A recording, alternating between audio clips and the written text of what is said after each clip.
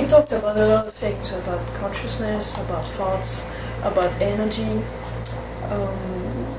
what people perceive as good and bad energy. So as we talk about this term, bad energy or non-harmonious energy, what about evil or bad spirit? Do they all have the same substance, or do you think they're composed of energy or thoughts, or it depends? Okay. Yeah, again, saying bad spirits presupposes that we're using the judgment system of good-bad, which is very personal and subjective. What's good for you may be bad for someone else. Bad spirits normally would be associated with negative, if we take that duality of good-bad to positive-negative. Positive-negative duality, polarity, is closer to the non-judgmental polarity of electricity, electromagnetic or positive-negative pole polarity or energy, positive side of the battery and the bottom or a positive-negative side of the battery. In that case, positive-negative. What we call bad spirits are basically astral, which is non-physical third density vibration, non-physical, non-biochemical dimension. The third dimension, non-biochemical, non-physical, subtle astral plane. At that which is after-death plane, which is where ghosts are, which is where we go, where we are before birth and after death, the healing and review and all that process occurs in that level of 3D. Those so-called bad or negative spirits, negative entities, are different types. Their substance is the same substance as anything else, which is love light. You see, the thing is that all of light is love light, which is basically energy consciousness, which is neither good nor bad, but can be polarized according to the path, positive-negative path, or the positive-negative aspects of energy, which is the polarity of energy vibration itself, which is electromagnetic. In the sense that a negative entity is absorptive and a positive entity is radiatory. So positive is radiatory, transmissive, electrical. Negative then is receptive, magnetic, and absorptive. Magnetic, absorptive, non-transmission, or holding and keeping. Gravitational. Yeah, like gravity. It's a kind of absorption. It's an absorptive rather than transmissive. It's reception rather than transmission. Magnetic or attractive, or holding and pulling in, and like gravity, pulling in, pulling down, holding together, rather than radiatory expression.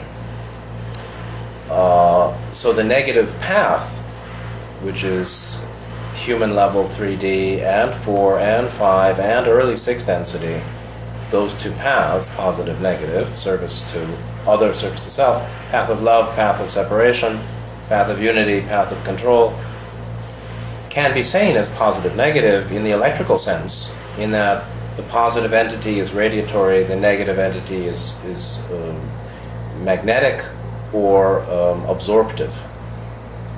Right? White light radiates, black color absorbs.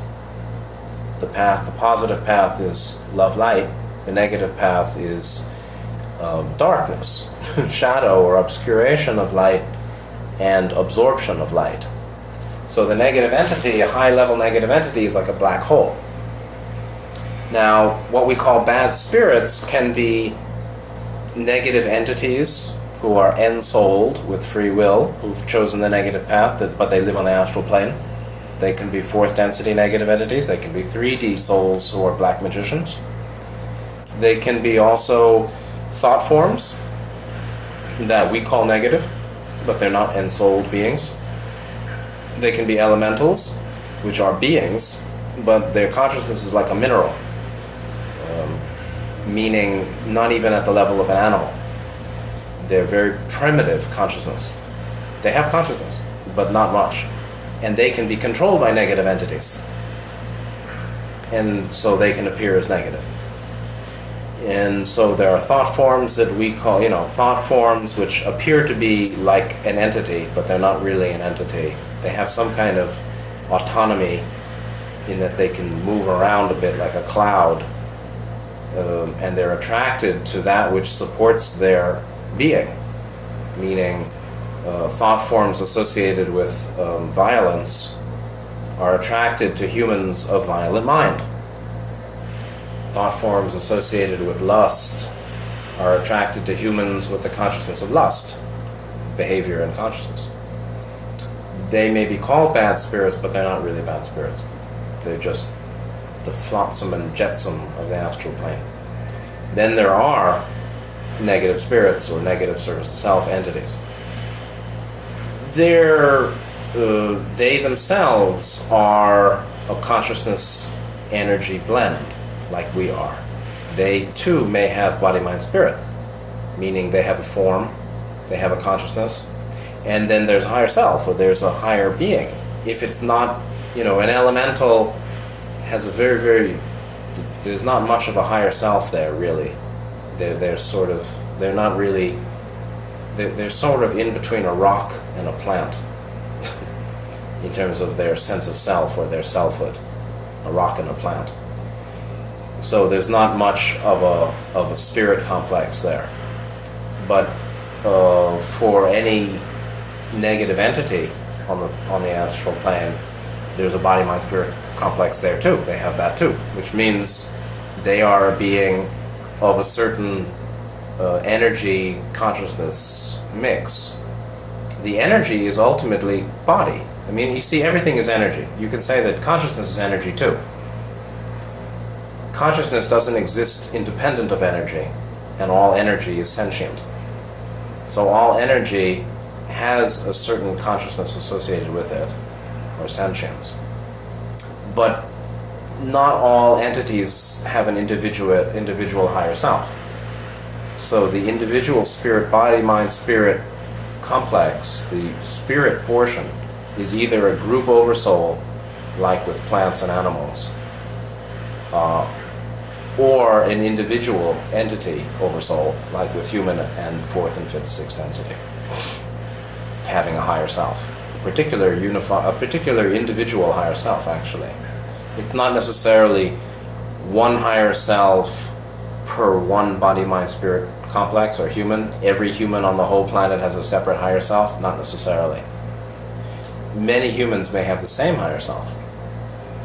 That's why some humans look alike. The one higher self being is sort of in charge of many humans. He's sort of the master or the emanation point for the body, mind, spirit complex of many humans, which is a strange thing. But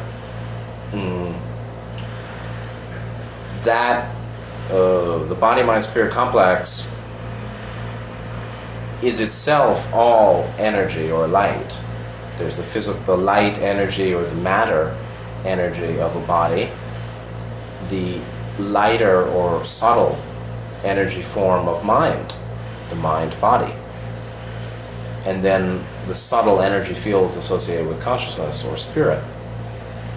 So consciousness, in a way, is the highest aspect of mind that blends into higher self awareness. So consciousness can be seen as an element of mind.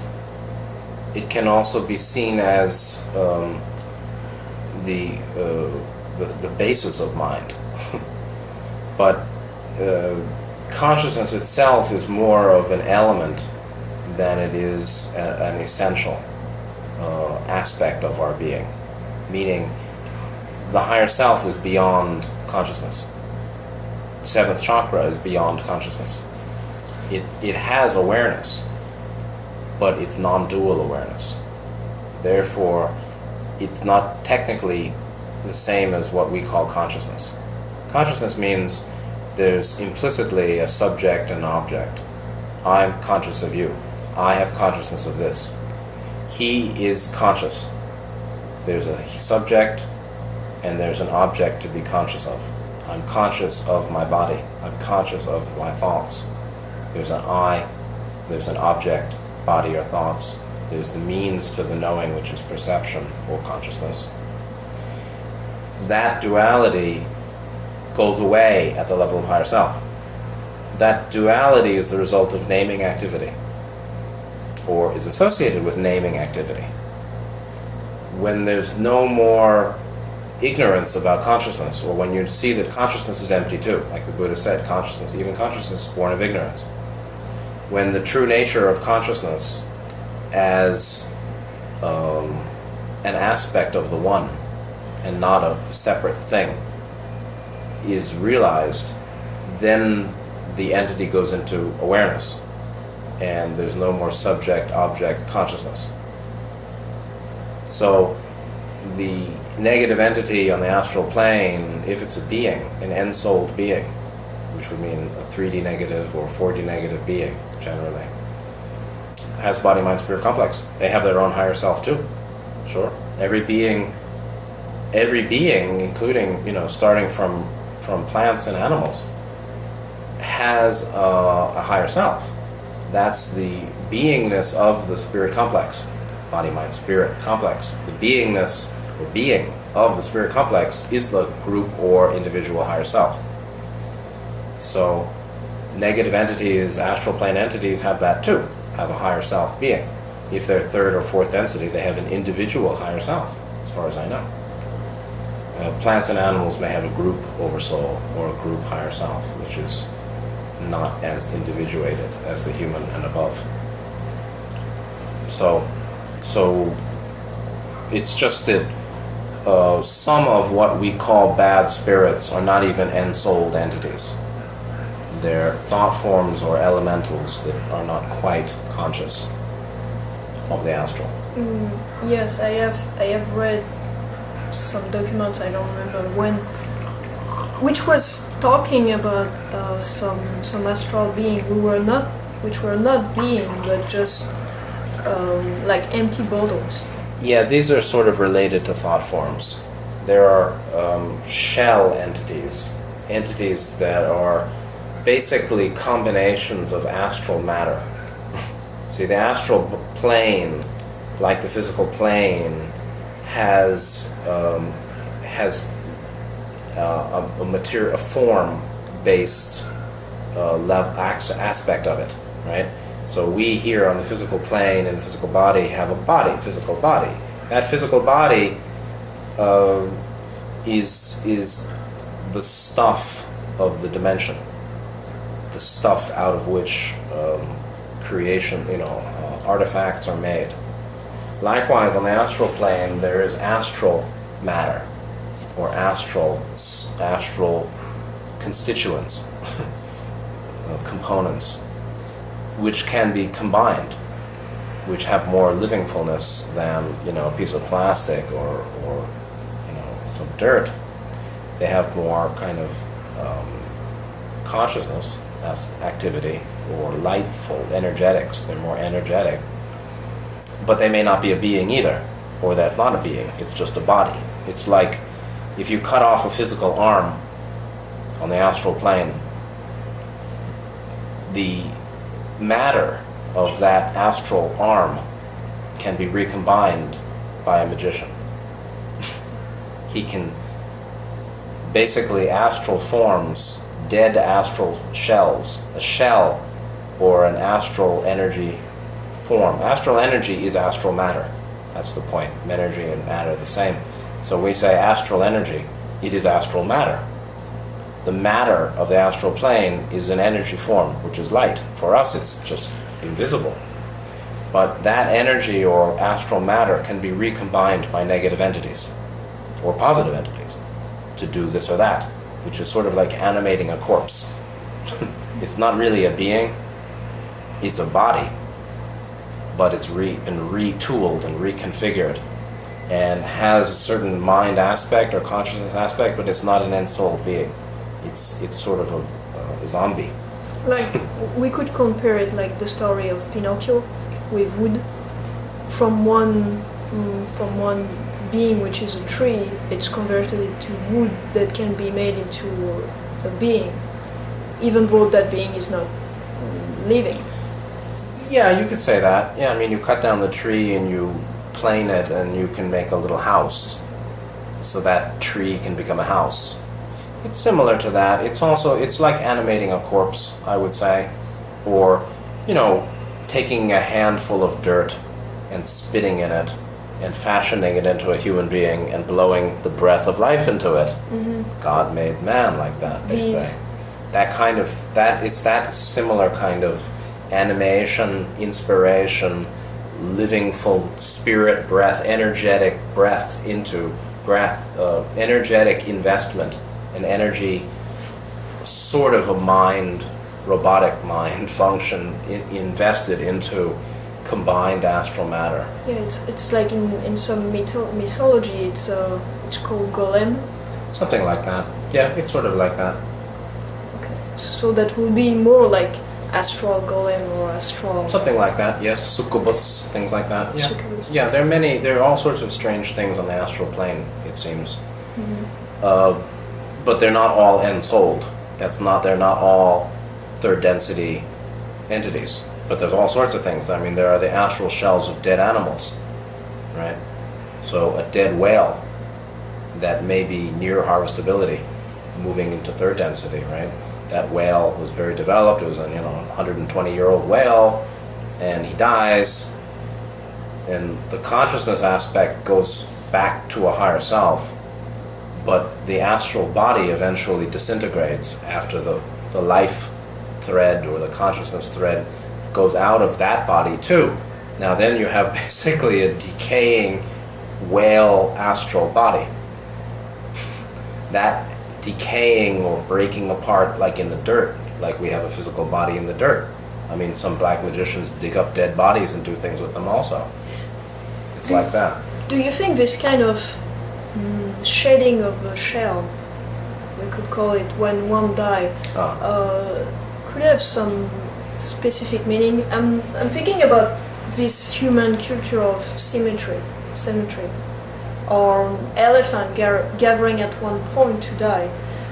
Could it be some kind of gathering of energy or a specific place linked to something? I don't know how much autonomy decaying astral shells have. My sense is that it's comparable to a decaying body in the ground, or the human dies and falls on the ground. That body doesn't have a lot of autonomy to move around anymore or do anything. The astral form would have a little more autonomy, maybe, based on the consciousness that was in it. Well, I don't know how they would organize.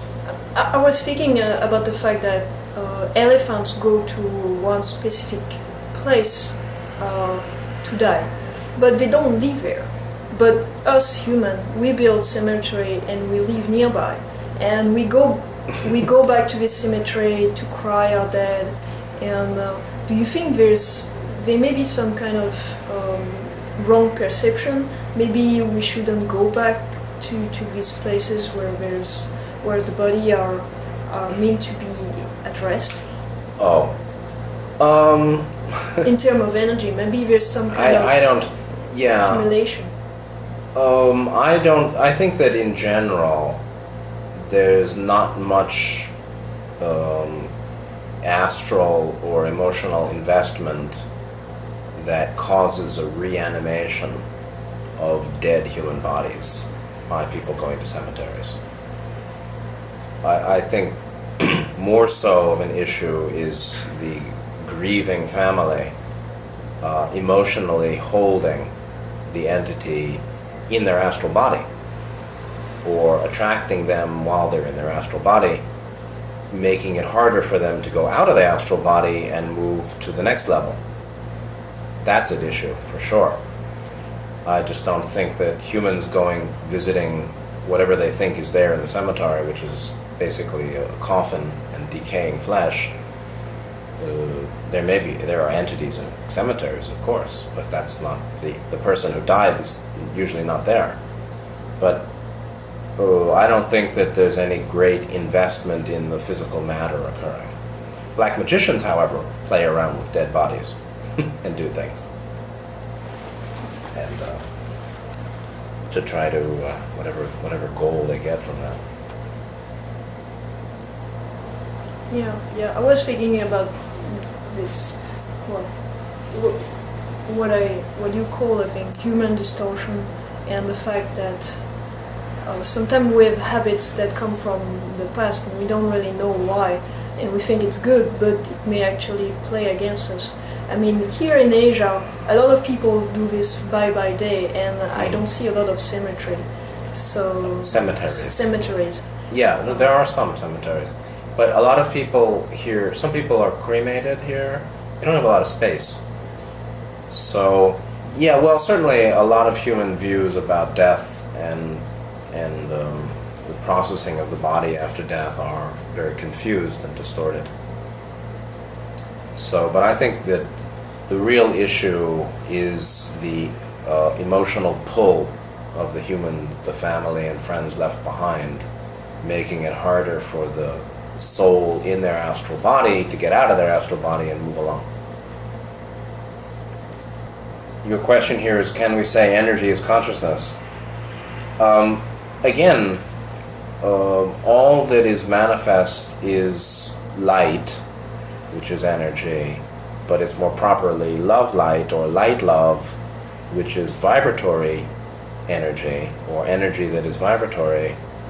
The vibratory or sentient nature of light or energy is consciousness.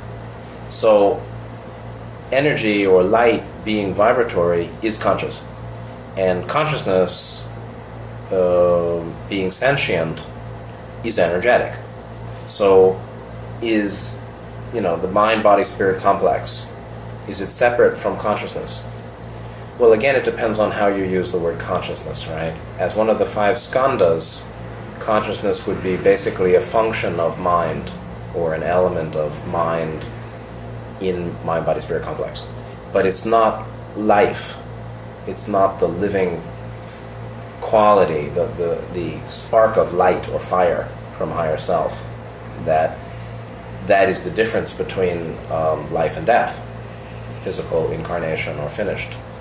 So in theosophy, they talk about a life thread and a consciousness thread. The life thread is in the heart, the consciousness thread is in the head, up to higher self.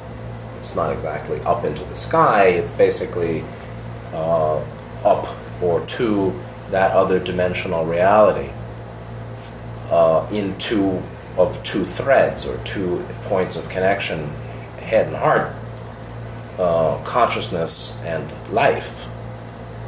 And when the life thread is cut, the consciousness thread withdraws. So you can't have a consciousness body, consciousness without a living body. You can't have consciousness in a dead body, but you can have a living body without consciousness. That's called a coma, or a zombie, or sleep. So you can say that energy is conscious because it's vibratory, it's sentient. You can say that consciousness is energetic and sentient and vibratory.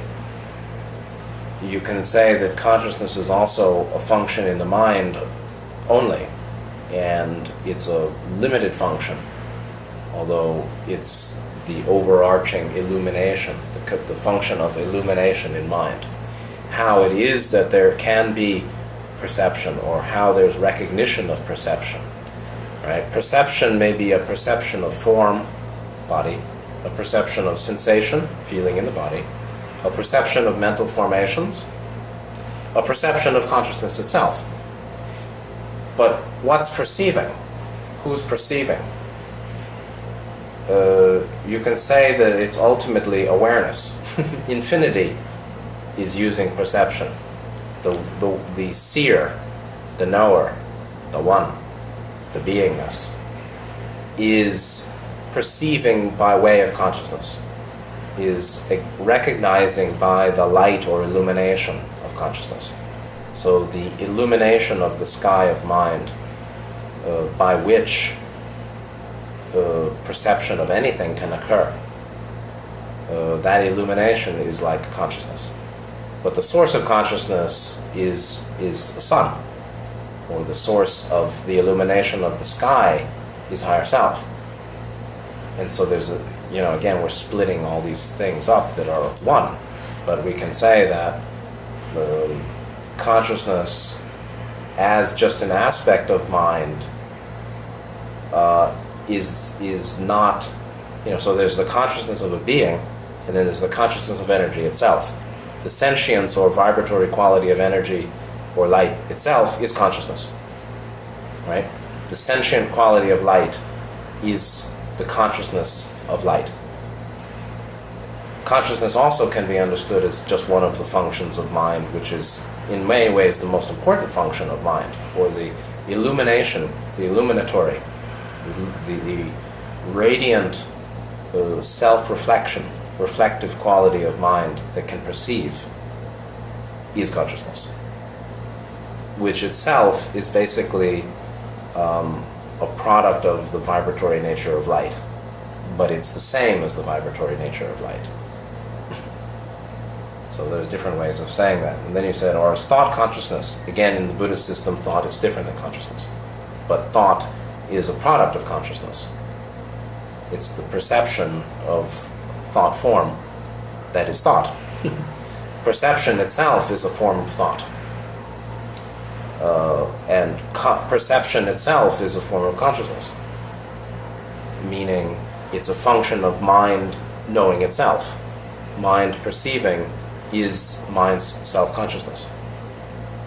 But in the Buddhist system of skandhas, consciousness is distinct from perception. Consciousness is that which uses perception or experiences perception. So it's different. Then you said, then is it through consciousness that energy is polarized? This is a great question, actually. And I can't give you a direct answer right away, but what's the relationship between the polarized nature of energy and consciousness? I would say that, ultimately it's all the same thing. The polarized nature of energy is ultimately its substance and its function, or its potential and its kinetic, or its, absorptive and its radiance. Those two aspects, the yang and the yin, the expressive and the latent, the outgoing and the incoming. These are the function, the polarized nature of light or energy being that. This is the polarity in consciousness. And that's why consciousness is dual. That's the dual vibratory nature of light, which is the polarity of light or the polarity of energy, is the reason why consciousness is fundamentally born of ignorance. Fundamentally, consciousness is a product of dualistic understanding, of belief in duality, naming activity, conceptuality, a sense of separate self, subject-object dichotomy. Non-dual, dual awareness, duality awareness is consciousness. And it is not separate from the dual nature of energy. It's the dual nature of energy, yin-yang, absorptive, radiant, or magnetic, electrical, receptive, transmissive. That is ultimately the subject-object dichotomy intrinsic in consciousness. Would you say it's because we perceive things like a coin with two faces and on one line instead of perceiving things like a sphere? Yeah, sure. We perceive linearity rather than holism. It's the same kind of thing you were saying that you could perceive depth. You could perceive a whole, or you could perceive the part of the whole. It's a question of depth and breadth. In our perception, according to our limited perception, we'll either perceive breadth or depth, meaning detail or expansion. If I'm looking at a tree a few feet away or a few meters away, I'm perceiving a single item with a certain detail, a certain particular kind of depth. But there's not any breadth because I'm not seeing the whole forest. So there's a forest of trees. I'm standing in front of one of them. I can perceive that tree pretty well in depth, but I don't have the breadth of perception of the forest.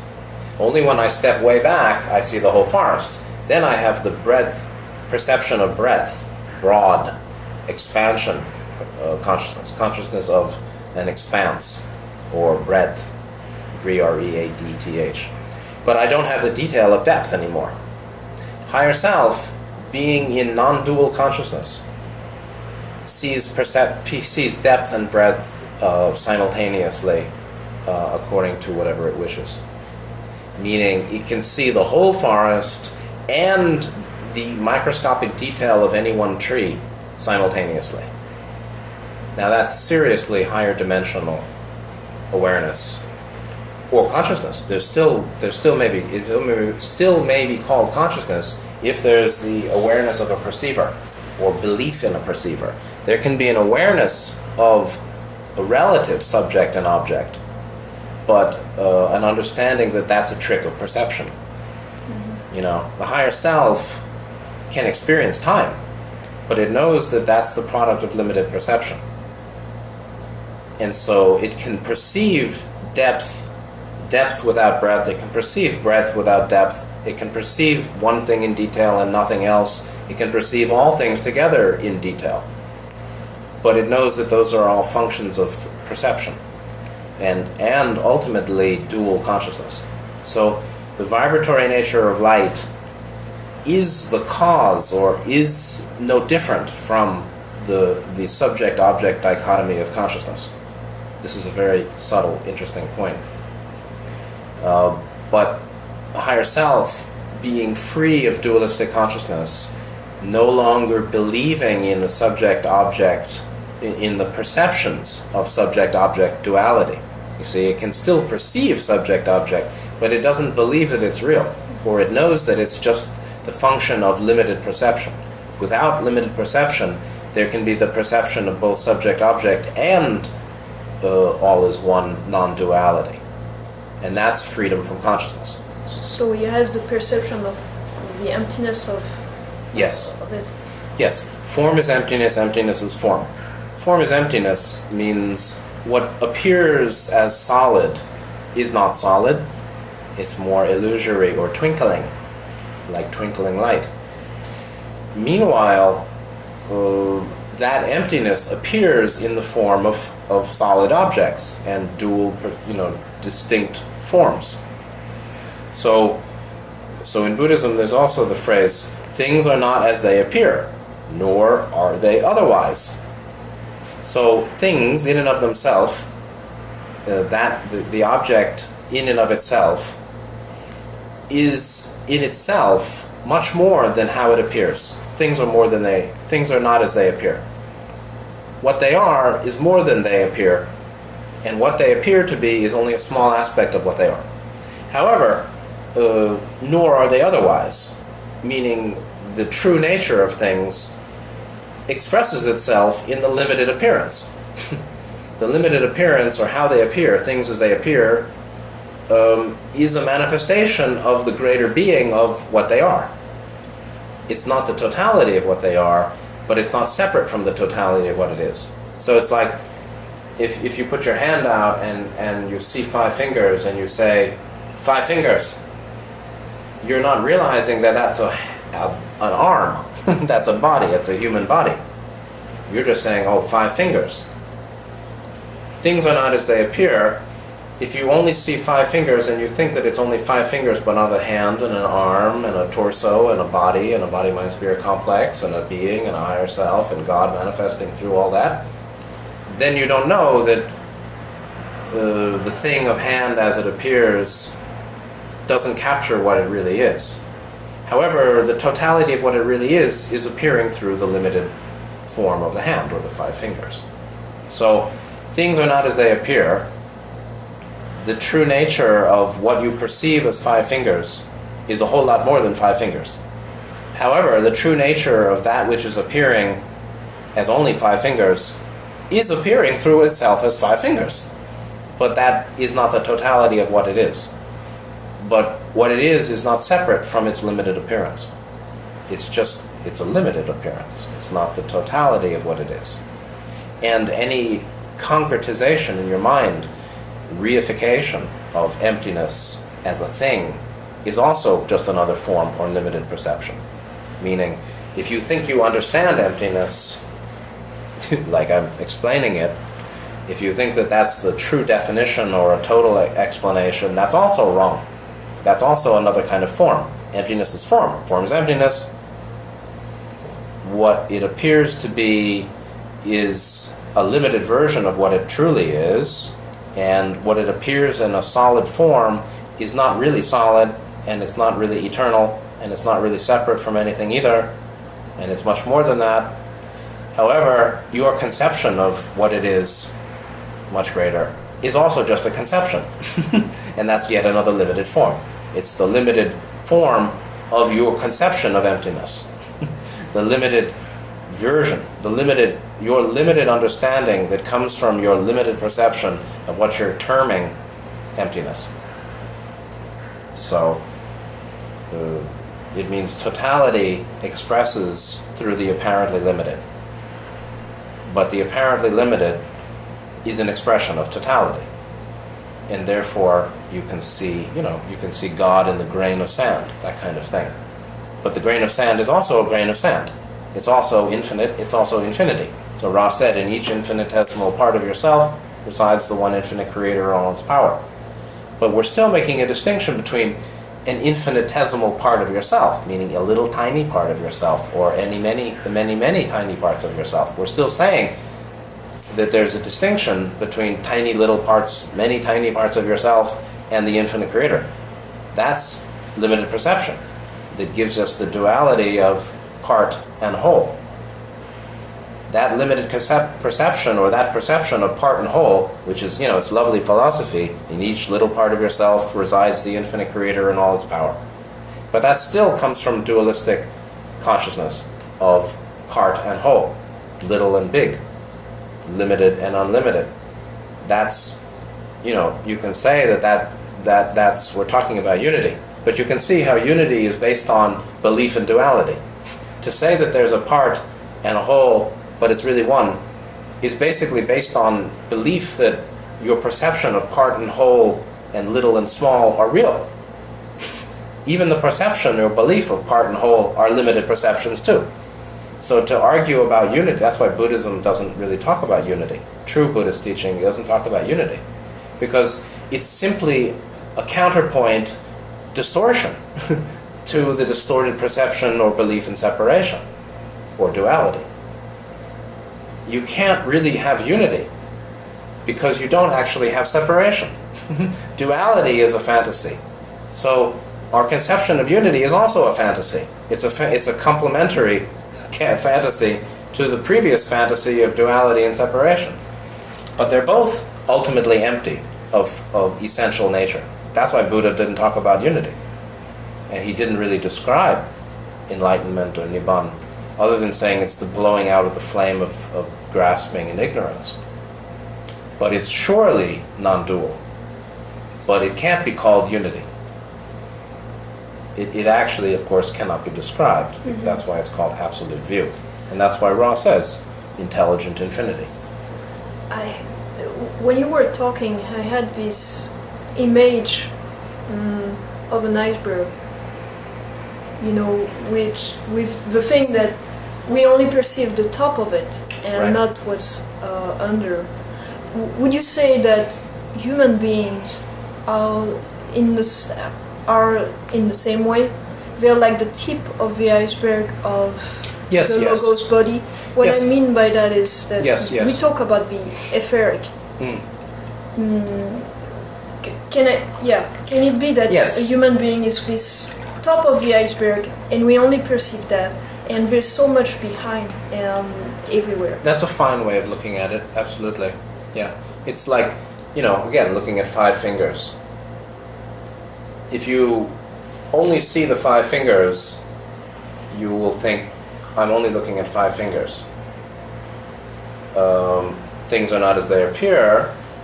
The 5 fingers really are a hand, which is an arm, which is a torso, which is a body, which is a body-mind-spirit complex, which is an expression of a higher self, which is an expression of logos, which is an expression of the infinite creator.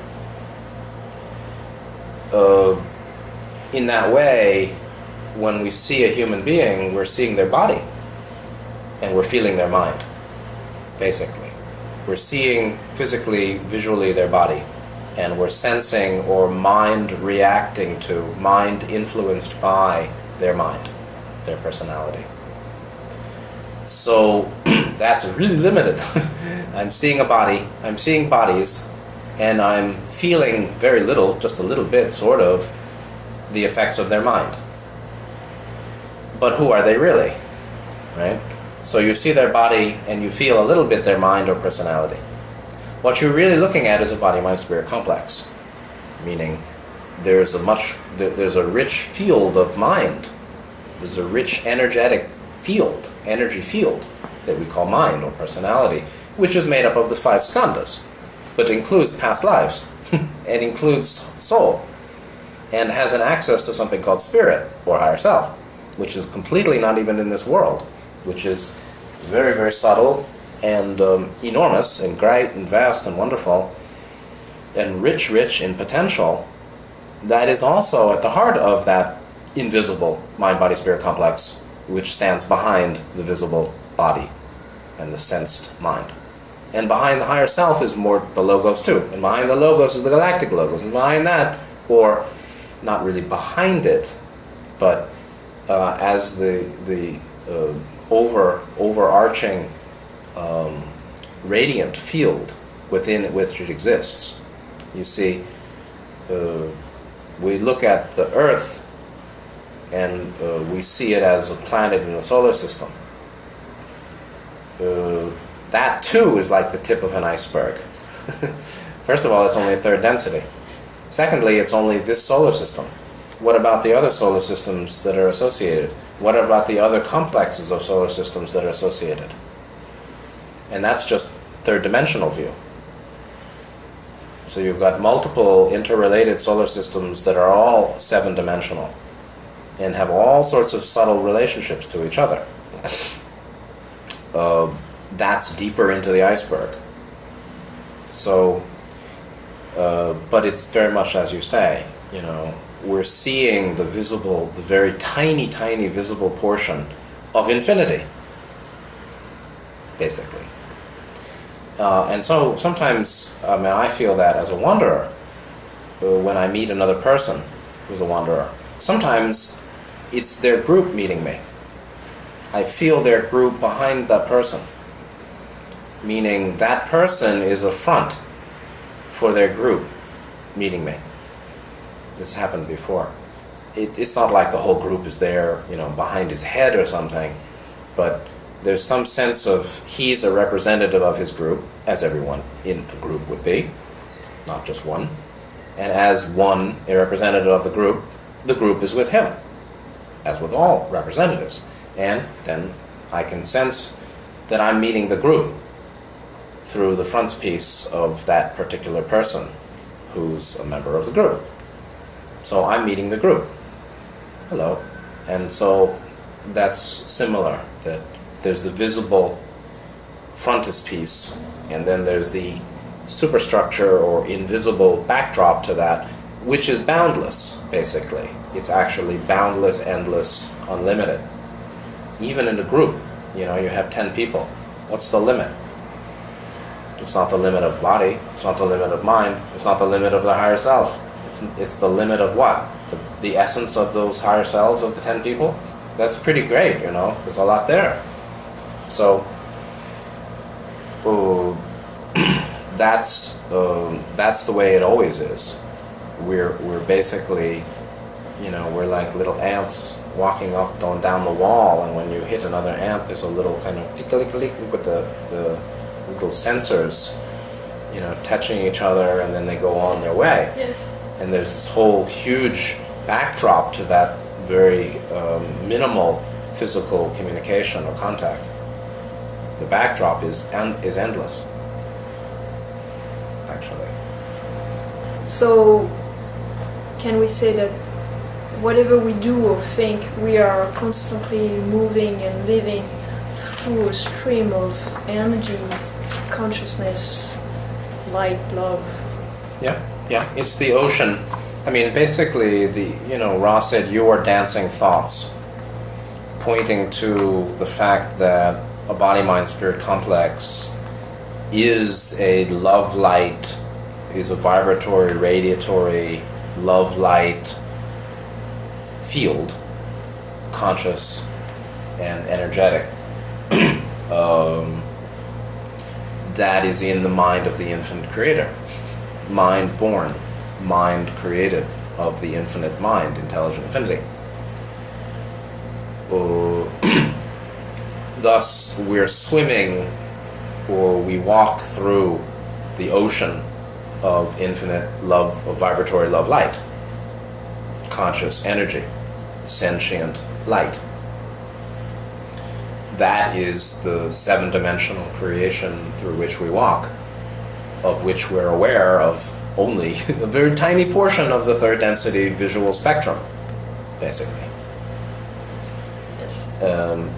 And that ocean of sentient light, or love light, or conscious energy, or energy consciousness, is in the mind of the infinite creator.